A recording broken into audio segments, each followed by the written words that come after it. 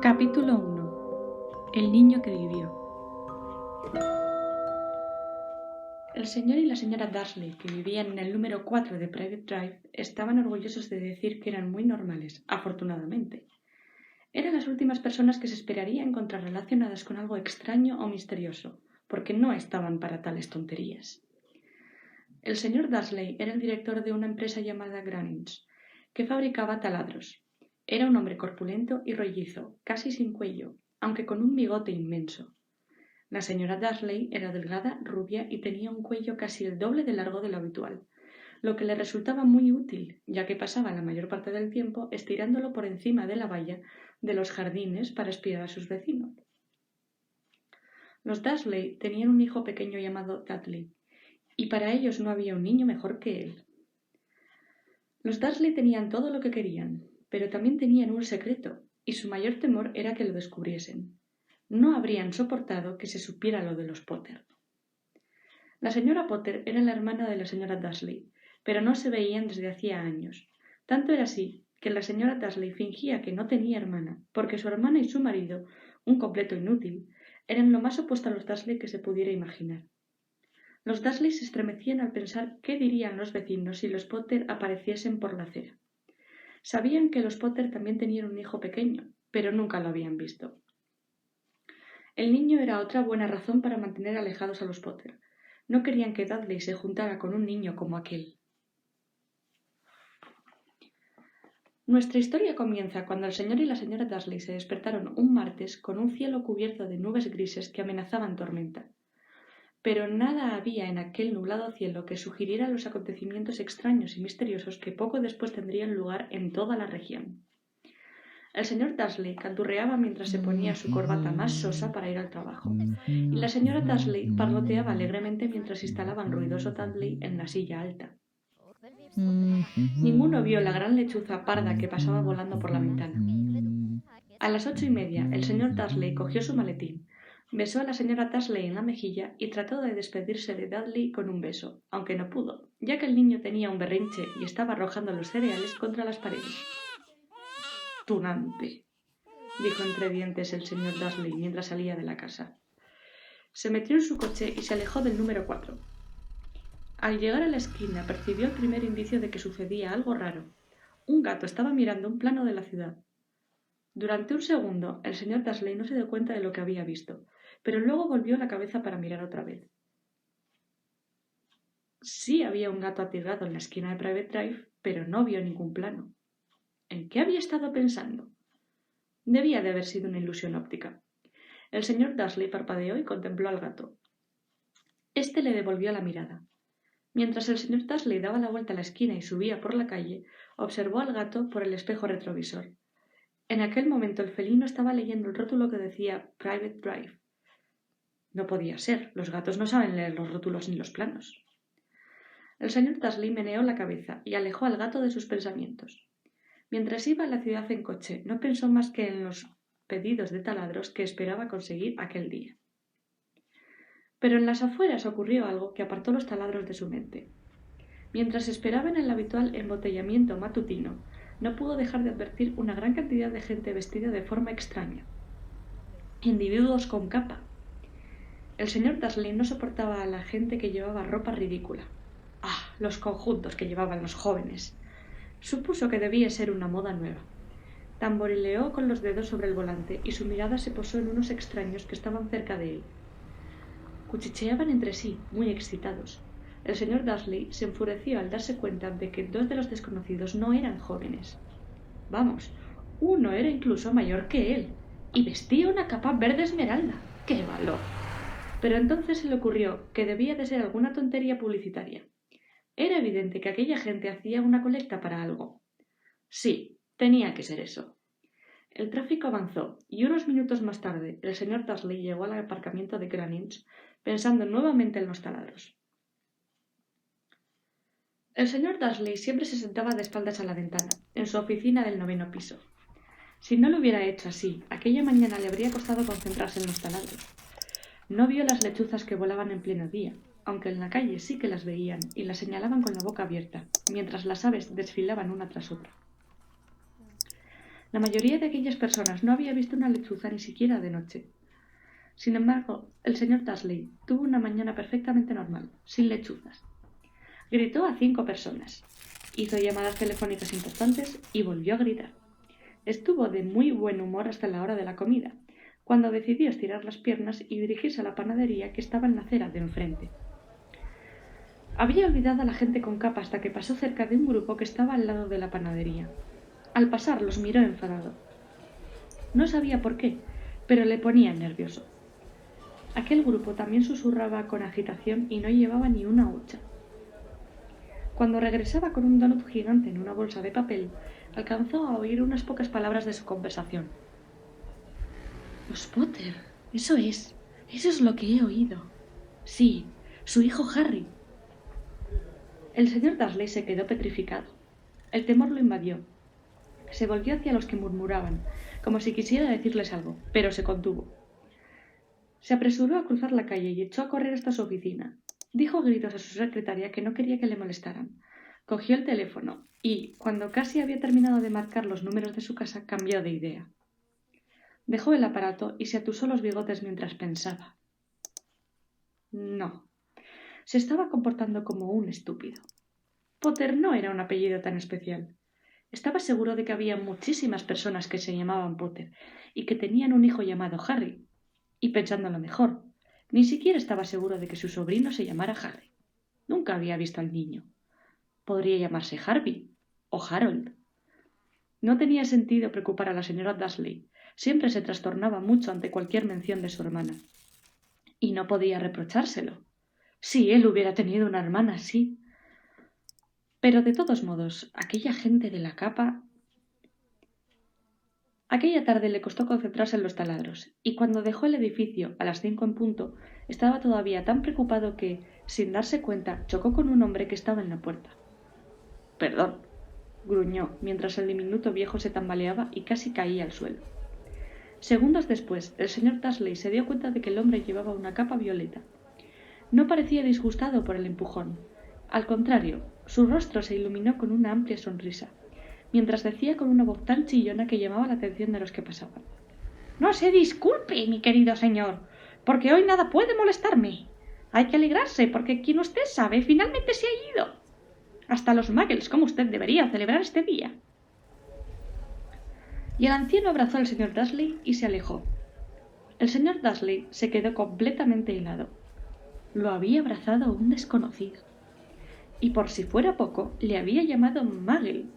No importaba lo que eso fuera. Estaba desconcertado. Se apresuró a subir a su coche y a dirigirse hacia su casa, deseando que todo fueran imaginaciones suyas, algo que nunca había deseado antes, porque no aprobaba la imaginación. Cuando entró en el camino del número 4, lo primero que vio, y eso no mejoró su humor, fue el gato atigrado que se había encontrado por la mañana. En aquel momento estaba sentado en la pared de su jardín. Estaba seguro de que era el mismo, pues tenía unas líneas idénticas alrededor de los ojos. «¡Fuera!», dijo el señor Dursley en voz alta. El gato no se movió. Solo le dirigió una mirada severa. El señor Dursley se preguntó si aquella era una conducta normal en un gato. Trató de calmarse y entró en la casa. Todavía seguía decidido a no decirle nada a su esposa. La señora Dursley había tenido un día bueno y normal. Mientras comían, le informó de los problemas de la señora Puerta Contigua con su hija, y le contó que Dudley había aprendido una nueva frase. «¡No lo haré!». El señor Dursley trató de comportarse con normalidad. Una vez que acostaron a Dudley, fue al salón a tiempo para ver el informativo de la noche. Y por último, observadores de pájaros de todas partes han informado de que hoy las lechuzas de la nación han tenido una conducta poco habitual. Pese a que las lechuzas habitualmente cazan durante la noche, es muy difícil verlas a la luz del día, y se han producido cientos de avisos sobre el vuelo de estas aves en todas direcciones, desde la salida del sol. Los expertos son incapaces de explicar la causa por la que las lechuzas han cambiado sus horarios de sueño. El locutor se permitió una mueca irónica. Muy misterioso. Y ahora, de nuevo con Jim McCaffin y el pronóstico del tiempo. ¿Habrá más lluvias de lechuzas esta noche, Jim? Bueno, Ted, dijo el meteorólogo, eso no lo sé, pero no solo las lechuzas han tenido hoy una actitud extraña. Telespectadores de lugares tan apartados como Kent, Yorkshire y Dundee han telefoneado para decirme que en lugar de la lluvia que prometí ayer, tuvieron un chaparrón de estrellas fugaces. Tal vez la gente ha comentado a celebrar antes de tiempo la noche de las hogueras. Es la semana que viene, señores, pero puedo prometerles una noche lluviosa. El señor Dursley se quedó congelado en su sillón. ¿Estrellas fugaces por toda Gran Bretaña? ¿Lechuzas volando a la luz del día? Y aquel rumor, aquel cuchicheo sobre los Potter. La señora Dursley entró en el comedor con 2 tazas de té. Aquello no iba bien. Tenía que decirle algo a su esposa. Se aclaró la garganta con nerviosismo. Petunia, querida, ¿has sabido últimamente algo sobre tu hermana? Como había esperado, la señora Dursley pareció molesta y enfadada. Después de todo, normalmente ellos fingían que ella no tenía hermana. No, respondió en tono cortante. ¿Por qué? Hay cosas muy extrañas en las noticias, masculló el señor Dursley. Lechuzas, estrellas fugaces. Y hoy había en la ciudad una cantidad de gente con aspectos raros. ¿Y qué? Interrumpió bruscamente la señora Dursley. Bueno, pensé quizá que podría tener algo que ver con, ya sabes, su grupo. La señora Dursley bebió su té con los labios fruncidos. El señor Dursley se preguntó si se atrevería a decirle que había oído el apellido Potter. No, no se atrevería. En lugar de eso, dijo, tratando de parecer despreocupado, el hijo de ellos debe de tener la edad de Dudley, ¿no? Eso creo, respondió la señora Dursley con rigidez. ¿Y cómo se llamaba? Howard, ¿no? Harry, un nombre vulgar y horrible, si quieres mi opinión. Oh, sí, dijo el señor Dursley con una espantosa sensación de abatimiento. Sí, estoy de acuerdo. No dijo nada más sobre el tema, y subieron a acostarse. Mientras la señora Dursley estaba en el cuarto de baño, el señor Dursley se acercó lentamente hasta la ventana del dormitorio y escudriñó el jardín delantero. El gato todavía estaba allí. Miraba con atención hacia Private Drive, como si estuviera esperando algo. ¿Se estaba imaginando cosas? ¿O podría todo aquello tener algo que ver con los Potter? Si fuera así, si se descubría que ellos eran parientes de unos... Bueno, creía que no podría soportarlo. Los Dursley se fueron a la cama. La señora Dursley se quedó dormida rápidamente, pero el señor Dursley permaneció despierto, con todo aquello dando vueltas por su mente. Su último y consolador pensamiento antes de quedarse dormido fue que, aunque los Potter estuvieran implicados en los sucesos, no había razón para que se acercaran a él y a la señora Dursley. Los Potter sabían muy bien lo que él y Petunia pensaban de ellos y de los de su clase. No veía cómo a él y a Petunia podrían mezclarlos en algo que tuviera que ver. Bostezó y se dio la vuelta. No, no podría afectarlos a ellos. ¡Qué equivocado estaba! El señor Dursley cayó en un sueño intranquilo, pero el gato que estaba sentado en la pared del jardín no mostraba señales de adormecerse. Estaba tan inmóvil como una estatua, con los ojos fijos, sin pestañear, en la esquina de Private Drive. Apenas tembló cuando se cerró la portezuela de un coche en la calle de al lado, ni cuando 2 lechuzas volaron sobre su cabeza. La verdad es que el gato no se movió hasta la medianoche. Un hombre apareció en la esquina que el gato había estado observando, y lo hizo tan súbita y silenciosamente que se podría pensar que había surgido de la tierra. La cola del gato se agitó, y sus ojos se entornaron. En Private Drive nunca se había visto un hombre así. Era alto, delgado y muy anciano, a juzgar por su pelo y barba plateados, tan largos que podría sujetarlos con el cinturón. Llevaba una túnica larga, una capa color púrpura que barría el suelo y botas con tacón alto y hebillas. Sus ojos azules eran claros, brillantes, y centelleaban detrás de unas gafas de cristales de media luna. Tenía una nariz muy larga y torcida, como si se le hubiera fracturado alguna vez. El nombre de aquel hombre era Albus Dumbledore. Albus Dumbledore no parecía darse cuenta de que había llegado a una calle en donde todo lo suyo, desde su nombre hasta sus botas, era mal recibido. Estaba muy ocupado revolviendo en su capa, buscando algo, pero pareció darse cuenta de que lo observaban, porque, de pronto, miró al gato, que todavía lo contemplaba con fijeza desde la otra punta de la calle. Por alguna razón, ver al gato pareció divertirlo.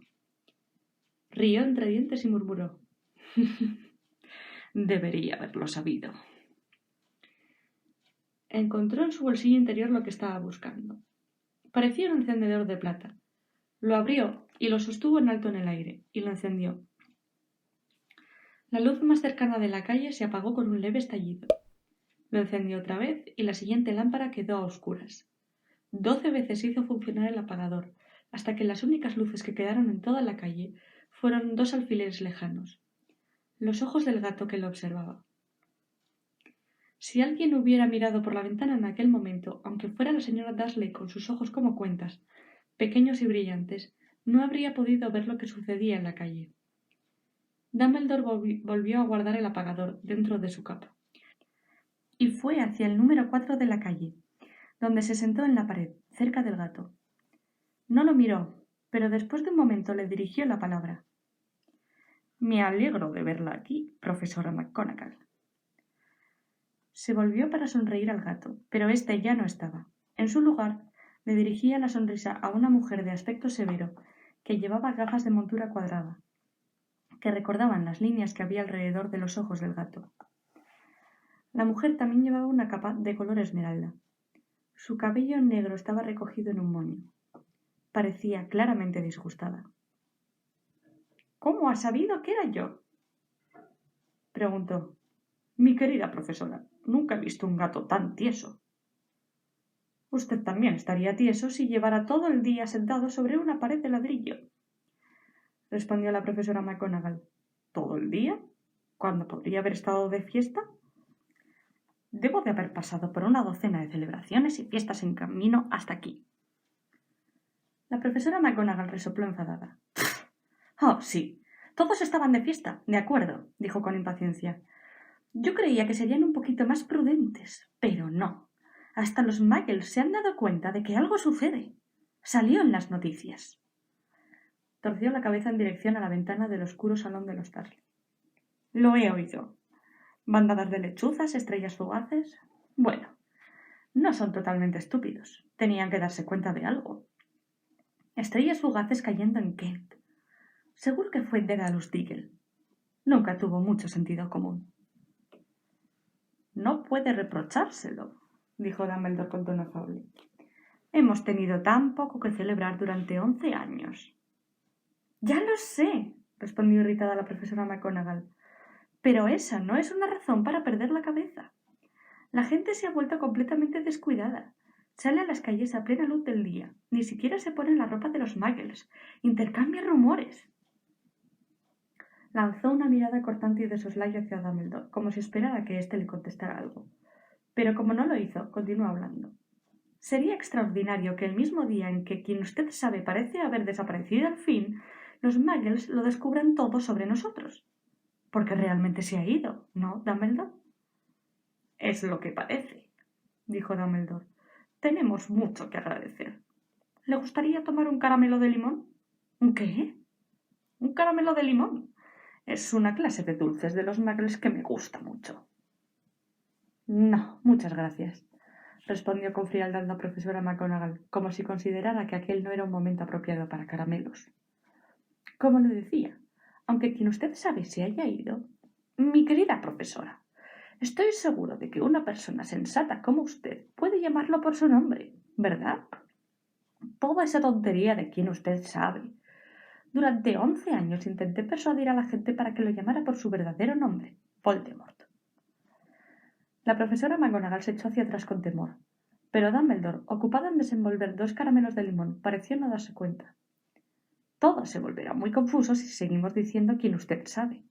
Nunca he encontrado ningún motivo para temer pronunciar el nombre de Voldemort». «Sé que usted no tiene ese problema», observó la profesora McGonagall, entre la exasperación y la admiración. Pero usted es diferente. Todos saben que usted es el único al que quien usted... Oh, bueno, Voldemort tenía miedo. Me está halagando, dijo con calma Dumbledore. Voldemort tenía poderes que yo nunca tuve. Solo porque usted es demasiado, noble para utilizarlos. Menos mal que está oscuro. No me he ruborizado tanto desde que la señora Pomfrey me dijo que le gustaban mis nuevas orejeras. La profesora McGonagall le lanzó una mirada dura antes de hablar. Las lechuzas no son nada comparadas con los rumores que corren por ahí. ¿Sabe lo que todos dicen sobre la forma en que desapareció? ¿Sobre lo que finalmente lo detuvo?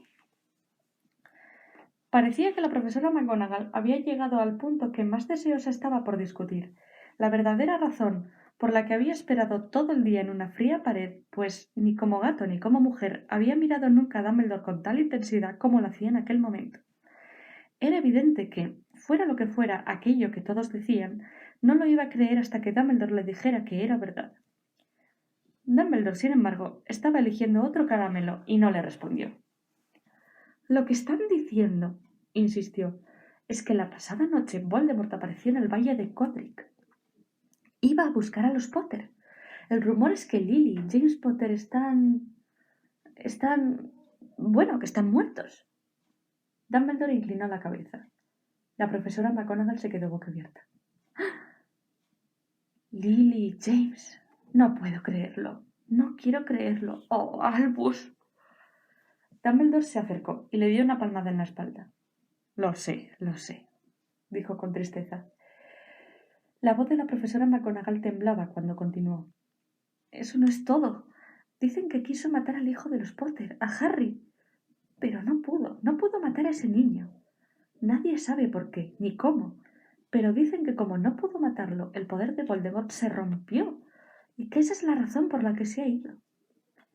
Dumbledore asintió con la cabeza, apesadumbrado. ¿Es verdad? Tartamudeó la profesora McGonagall. Después de todo lo que hizo, de toda la gente que mató, no pudo matar a un niño. Es asombroso. Entre todas las cosas que podrían detenerlo. Pero ¿cómo sobrevivió Harry en nombre del cielo? Solo podemos hacer conjeturas, dijo Dumbledore. Tal vez nunca lo sepamos. La profesora McGonagall sacó un pañuelo con puntilla y se lo pasó por los ojos, por detrás de las gafas. Dumbledore resopló, mientras sacaba un reloj de oro del bolsillo y lo examinaba. Era un reloj muy raro. Tenía 12 manecillas y ningún número. Pequeños planetas se movían por el perímetro del círculo. Pero para Dumbledore debía de tener sentido, porque lo guardó y dijo: Hagrid se retrasa. Imagino que fue él quien le dijo que yo estaría aquí, ¿no? Sí, dijo la profesora McGonagall. Y yo me imagino que usted no me va a decir por qué, entre tantos lugares, tenía que venir precisamente aquí. He venido a entregar a Harry a su tía y su tío. Son la única familia que le queda ahora. ¿Quiere decir? ¿No puede referirse a la gente que vive aquí? Gritó la profesora poniéndose en pie de un salto y señalando el número 4. Dumbledore, no puede. Los he estado observando todo el día. No podría encontrar a gente más distinta de nosotros. Y ese hijo que tienen. Lo vi dando patadas a su madre mientras subía por la escalera, pidiendo caramelos a gritos. Harry Potter no puede vivir ahí. Es el mejor lugar para él, dijo Dumbledore con firmeza. Sus tíos podrán explicárselo todo cuando sea mayor. Les escribí una carta. ¿Una carta? Repitió la profesora McGonagall volviendo a sentarse. Dumbledore, ¿de verdad cree que puede explicarlo todo en una carta? Esa gente jamás comprenderá a Harry. Será famoso, una leyenda. No me sorprendería que el día de hoy fuera conocido en el futuro como el día de Harry Potter. Escribirán libros sobre Harry. Todos los niños del mundo conocerán su nombre. Exactamente, dijo Dumbledore con mirada muy seria por encima de sus gafas. Sería suficiente para marear a cualquier niño. Famoso antes de saber hablar y andar. Famoso por algo que ni siquiera recuerda. No se da cuenta de que será mucho mejor que crezca lejos de todo hasta que esté preparado para asimilarlo. La profesora McGonagall abrió la boca, cambió de idea, tragó y luego dijo: Sí, tiene razón, por supuesto. Pero ¿cómo va a llegar el niño hasta aquí, Dumbledore? De pronto observó la capa del profesor como si pensara que podía tener escondido a Harry. Hagrid lo traerá. ¿Le parece sensato confiar a Hagrid algo tan importante como eso? A Hagrid le confiaría mi vida, dijo Dumbledore. No estoy diciendo que su corazón no esté donde debe estar, dijo regañadientes la profesora McGonagall. Pero no me dirá que no es descuidado. Tiene la costumbre de... ¿Qué ha sido eso? Un ruido sordo rompió el silencio que los rodeaba. Se fue haciendo más fuerte mientras ellos miraban a ambos lados de la calle, buscando alguna luz.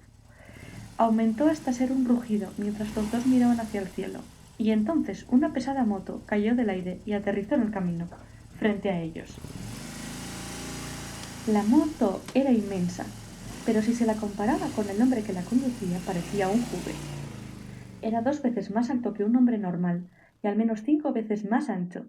Se podía decir que era demasiado grande para que lo aceptaran, y además tan desaliñado. Cabello negro, largo y revuelto, y una barba que le cubría casi toda la cara. Sus manos tenían el mismo tamaño que las tapas del cubo de la basura, y sus pies, calzados con botas de cuero, parecían crías de delfín. En sus enormes brazos musculosos sostenía un bulto envuelto en mantas. —Hagrid —dijo aliviado Dumbledore—, por fin. ¿Y dónde conseguiste esa moto? —Me la han prestado, señor Dumbledore —contestó el gigante bajando con cuidado del vehículo mientras hablaba—. El joven Sirius Black me la dejó. Lo he traído, señor. —¿No ha habido problemas por allí? —No, señor. La casa estaba casi destruida, pero lo saqué antes de que los muggles comenzaran a aparecer. Se quedó dormido mientras volábamos sobre Bristol. Dumbledore y la profesora McGonagall se inclinaron sobre las mantas. Entre ellas se veía un niño pequeño, profundamente dormido. Bajo una mata de pelo negro azabache sobre la frente pudieron ver una cicatriz con una forma curiosa, como un relámpago. —¿Fue allí? —susurró la profesora McGonagall. —Sí —respondió Dumbledore—. Tendrá esa cicatriz para siempre. —¿No puede hacer nada, Dumbledore? —Aunque pudiera, no lo haría. Las cicatrices suelen ser útiles. Yo tengo una en la rodilla izquierda que es un diagrama perfecto del metro de Londres. Bueno, déjalo allí, Hagrid. Es mejor que terminemos con esto. Dumbledore se volvió hacia la casa de los Dursley. ¿Puedo despedirme de él, señor? Preguntó Hagrid. Inclinó la gran cabeza desgreñada sobre Harry y le dio un beso, raspándolo con la barba. Entonces, súbitamente, Hagrid dejó escapar un aullido, como si fuera un perro herido. —¡Shh! —dijo la profesora McGonagall. —¡Vas a despertar a los muggles! —Lo siento —lloriqueó Hagrid y se limpió la cara con un gran pañuelo—, pero no puedo soportarlo. Lily y James muertos, y el pobrecito Harry tendrá que vivir con los muggles. Sí, es todo muy triste, pero domínate, Hagrid, o van a descubrirnos —susurró la profesora McGonagall, dando una palmada en un brazo de Hagrid, mientras Dumbledore pasaba sobre la verja del jardín e iba hasta la puerta que había enfrente. Dejó suavemente a Harry en el umbral, sacó la carta de su capa, la escondió entre las mantas del niño y luego volvió con los otros dos. Durante un largo minuto los tres contemplaron el pequeño bulto. Los hombros de Hagrid se estremecieron. La profesora McGonagall parpadeó furiosamente. La luz titilante de los ojos de Dumbledore irradiaba habitualmente parecía haberlos abandonado. —Bueno —dijo finalmente Dumbledore—, ya está. No tenemos nada que hacer aquí. Será mejor que nos vayamos y nos unamos a las celebraciones. —Ajá —respondió Hagrid con voz ronca—. Voy a devolver la moto a Sirius. Buenas noches, profesora McGonagall. ¿Profesor Dumbledore? Hagrid se secó las lágrimas con la manga de la chaqueta, se subió a la moto y le dio una patada a la palanca para poner el motor en marcha. Con un estrépito se elevó en el aire y desapareció en la noche. —Nos veremos pronto, espero, profesora McGonagall —dijo Dumbledore saludándola con una inclinación de cabeza. La profesora McGonagall se sonó la nariz por toda respuesta. Dumbledore se volvió y se marchó calle abajo.